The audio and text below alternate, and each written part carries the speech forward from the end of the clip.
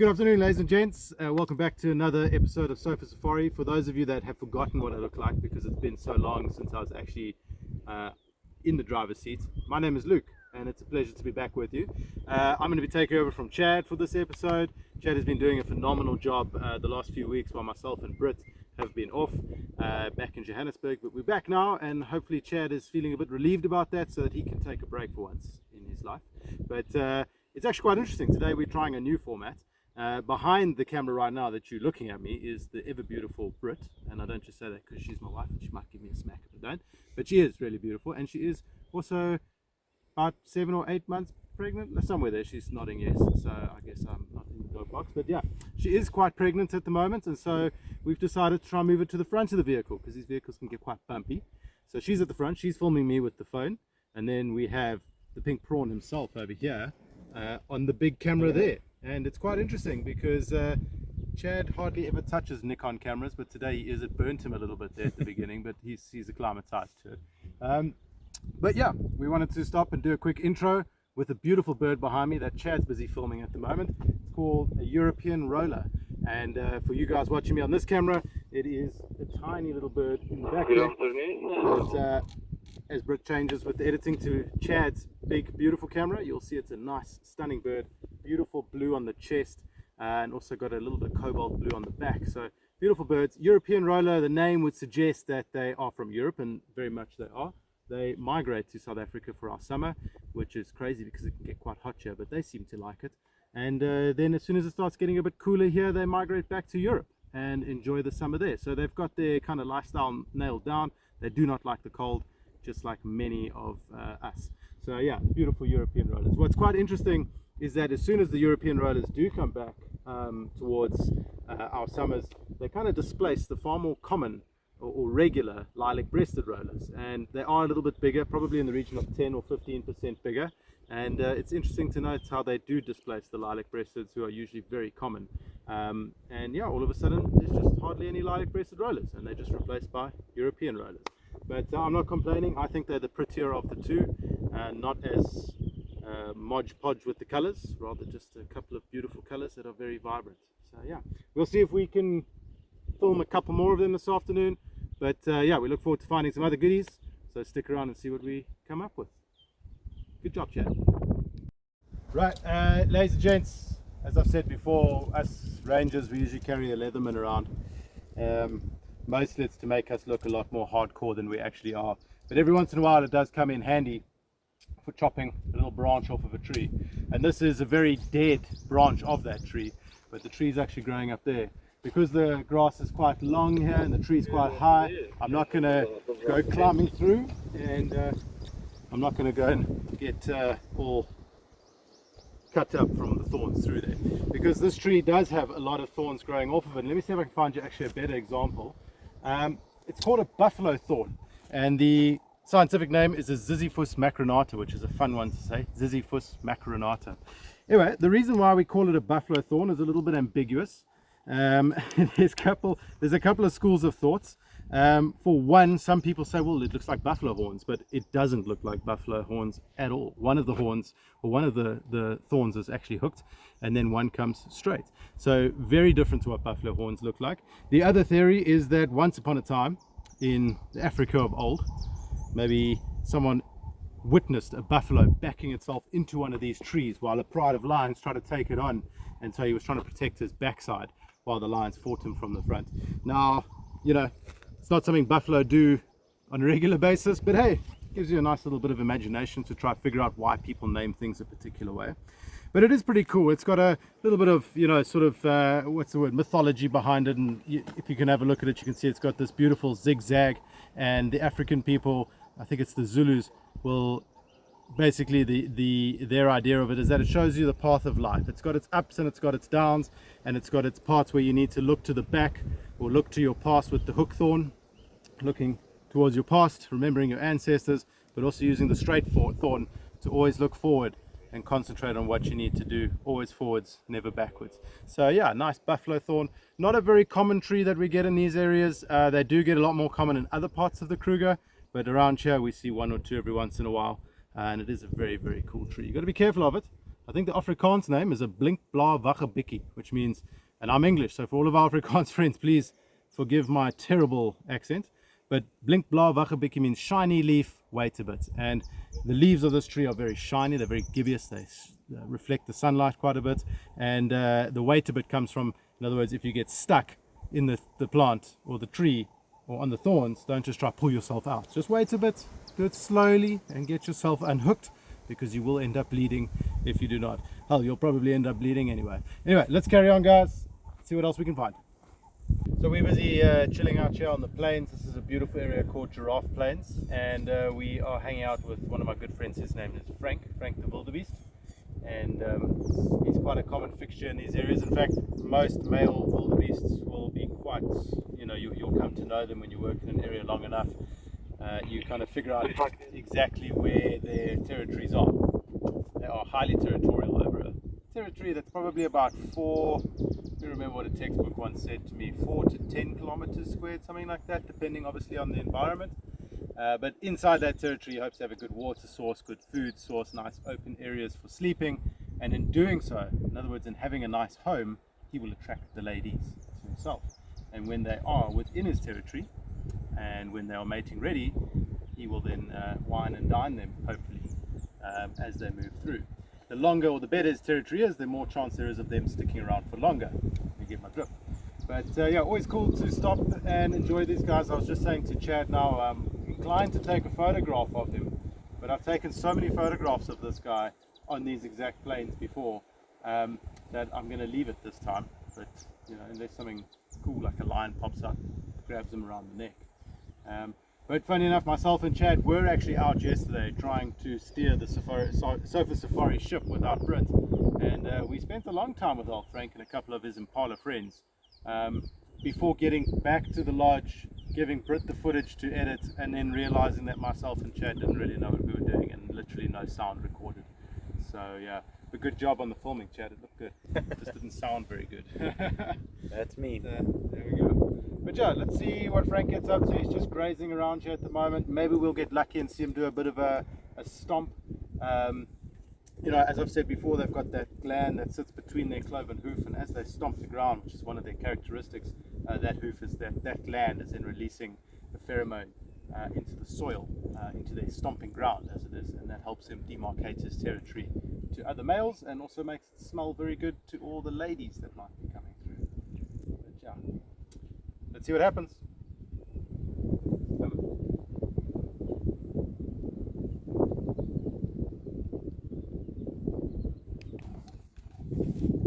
Lots of very pretty mammals. Big herd of Impala. And yesterday when myself and Chad were out ruining our filming experience by not capturing any sound, we came across this exact herd, funny enough, in this exact area. I counted 103, Chad got 103 and a half. So we're both pretty close. Actually, it turns out to be 97 now that I count them again. So it's alright, Chad. We'll get it right one day. But yeah, lovely nonetheless to see all the babies still with their moms, and these herds kind of swell at this time of year as all the babies are born. Impala typically all give birth around December. Usually a couple, sort of maybe a week into November, 2 weeks into December, that sort of 3-week period there, just depending on the conditions.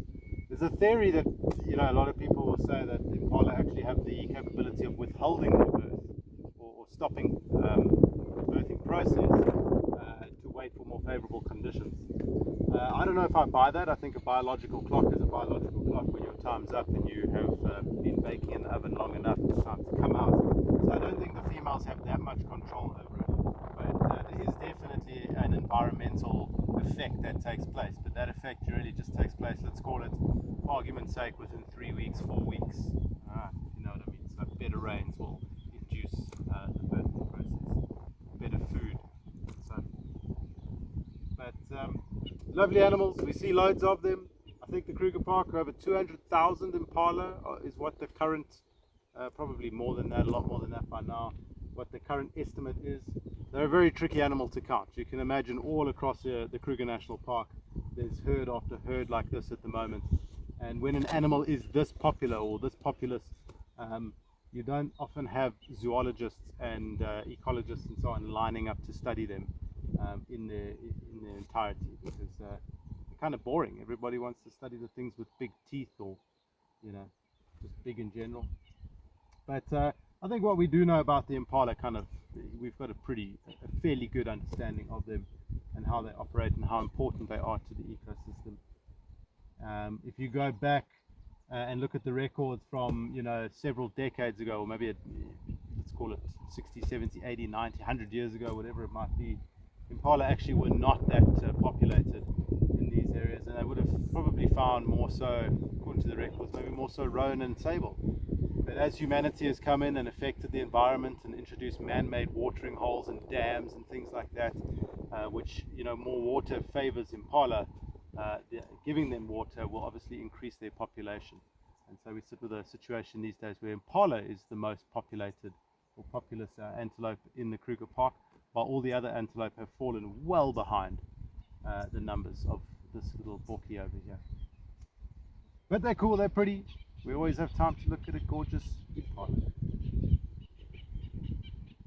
Maybe a leopard will pop out and chow one of them as well, you never know. A little bit of patience. But yeah, let's carry on, folks. Let's see what else is going on around here. We're close to the Shuttle River. Let's have a look on the other side, see if we come right with any spotted things or whatever else.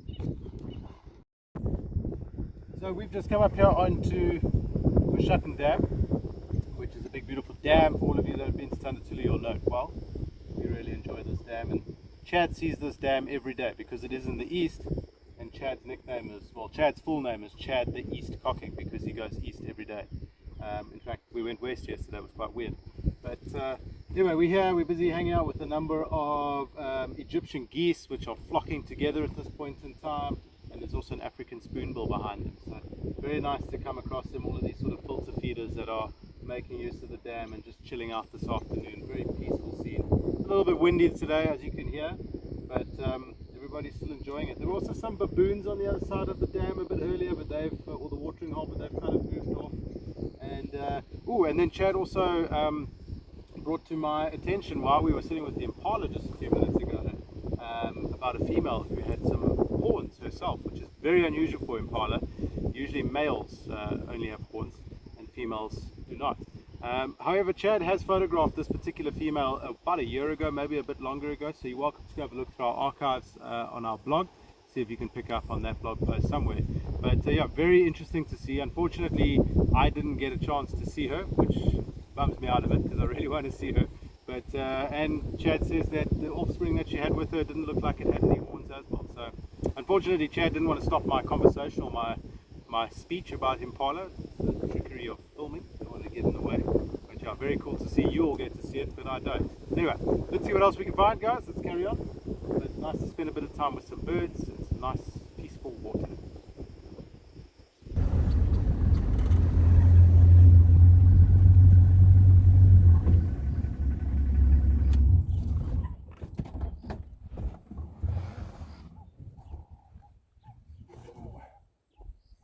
Spoke about this yesterday, but we didn't get some.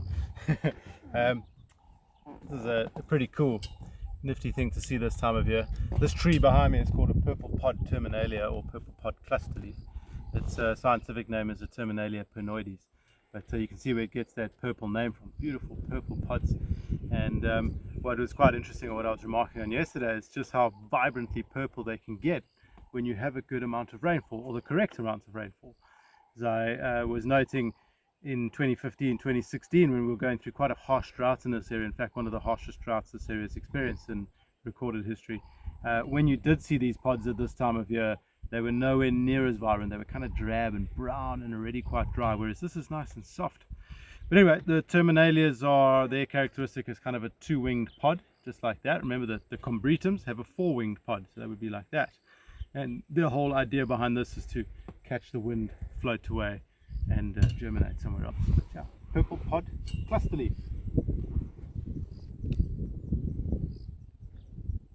Very pretty. Let's carry on.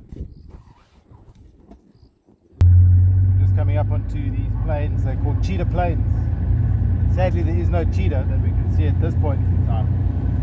But it is a very pretty scene, very beautiful scene nonetheless. So give it a few seconds and have a look for yourself.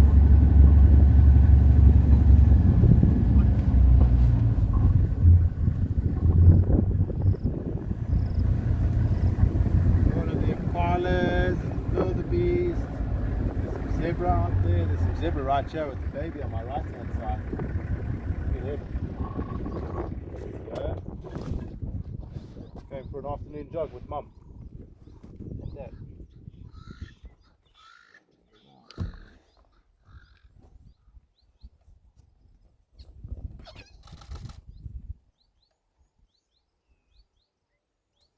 A little bit of aggressiveness there with the zebra. Obviously the mum just feeling a little bit threatened with her youngster. Zebra are not opposed to kicking and biting each other when they need to defend each other or themselves or their youngsters. And they are regarded as one of the more aggressive herbivores that you will ever hope to encounter in Africa. Not really aggressive towards human beings, that's not what I mean, just aggressive towards each other. Predators are pretty cautious of them as well. And there's probably been a good few lions who have been kicked and bitten quite badly by zebra, possibly even killed by zebra in the past. So they are a formidable creature to take down. You couple that aggressiveness with their quite high level of intelligence and you have a pretty formidable prey species to deal with. Yeah, beautiful scene, guys, nonetheless. I mean, what's that? 108 Impala there. And a couple of wildebeest. I think there was some baby wildebeest out there. No, just the one wildebeest, eh? William. And then some more zebra there. So yeah, pretty cool. It's almost like an East African scene, this on the plains, you know, just lots of different animals all going about their daily activities. As I say, it's called cheetah plains, but there's no cheetah. There should be right now. It would be the right spot to be for a cheetah, given all the Big Macs that are on the menu here. But yeah, we'll enjoy this scene a little bit longer, try and get a few more photographs and see what else happens. Maybe these zebra will get a little bit carried away again. It's a nice spot to sit and enjoy the zebra. See Chad's busy filming all the Impala and the wildebeest out there. Starting to get his artistic eye in. Very inspiring to see. But yeah, I was hoping that we might get a little bit more drama out of these zebra.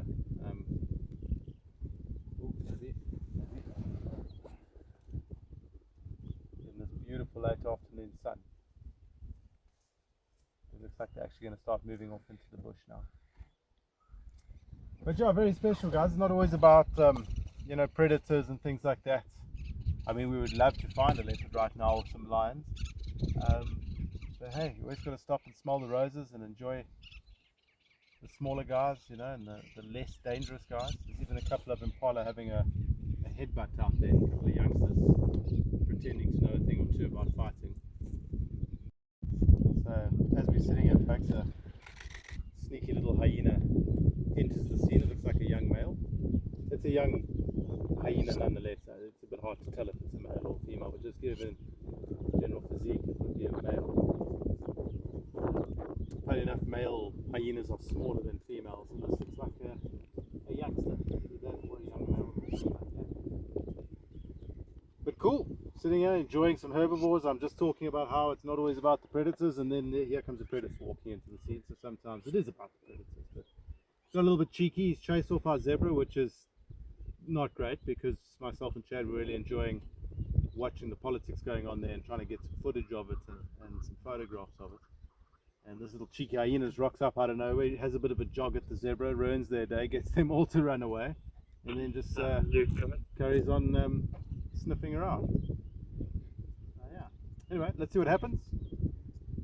We'll definitely keep the cameras rolling if something cool goes on, but don't hold your breath, guys. Hyenas are not exactly open area hunting geniuses.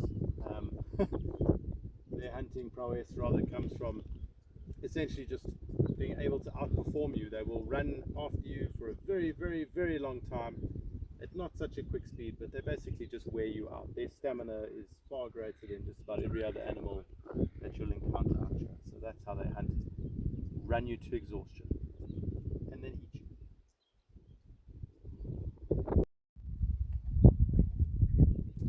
So very cool. The hyena kind of came in, ruined the tea party, sniffed, got a little bit closer to the zebra until 2 or 3 of the zebra decided that they're a lot bigger than him. They didn't exactly chase him, but this is where zebra are quite confident, proud creatures, as they kind of come looking for the threat in quite a confident, scary way. And that kind of got the hyena going, and he's cruised off now into the bushes here. And yeah, he's not going to cause too much more hassle for the zebra. I think the main reason why they would have maybe got a little bit scared in the first place is just because of that baby that's here, who's only maybe a couple of months or so old now, which is of course vulnerable to a hyena. But otherwise, peaceful, beautiful. And with that, ladies and gents, I think we're going to close there for this afternoon and just enjoy a little bit of time with this mega herd of impala. Of course, on the way home, should we come across anything that is magical or spotted, we will stop and film it for you, which has happened many times in the past, so hopefully it happens again. But yeah, it's been a pleasure joining you all again for Sofa Safari. It's been great having Chad and Britt on the vehicle, and yeah, we look forward to bringing you the next one. We'll have to just see what this weekend brings. We have a huge amount of rain forecast with Cyclone Eloise, which by the time you see this would have been a week ago. But yeah, so we'll see how the week goes and give you an update on that. But until next time, folks, have a wonderful day wherever you are, and enjoy your gin and tonic or your amarula or your hot chocolate or whatever it is. We'll see you soon. Cheers.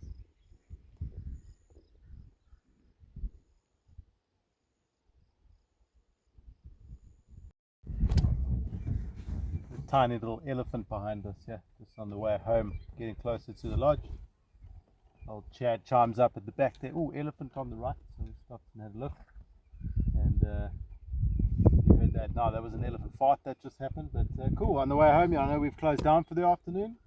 We'll said our goodbyes. But when an elephant pops out, you have a look, right? Let's have a quick catch up. See where he's off to. This is just a young male. Just on the cruising along there. Not young, but by no means is he an old bull. Got quite tatty ears. His ears have been ripped up quite a bit, but that's probably just from walking through a thorn tree at one point or something like that.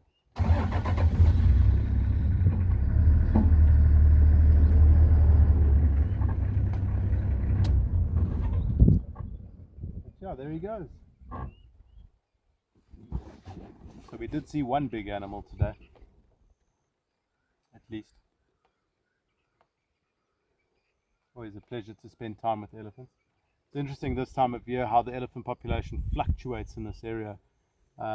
Historically, this area is very good for elephants during our winter months when it's dry and brown and so on. But during the summer months when there's a lot of water around, a lot of green, a lot of food, the elephants are way more spread out across the entire Greater Kruger open system. But cool to catch up with at least one. Hopefully there'll be some herds in the area over the next few days. They kind of come in and then they go away, they come in and they go away, whereas in winter they kind of just come in and they sit here in this area for a few months at a time.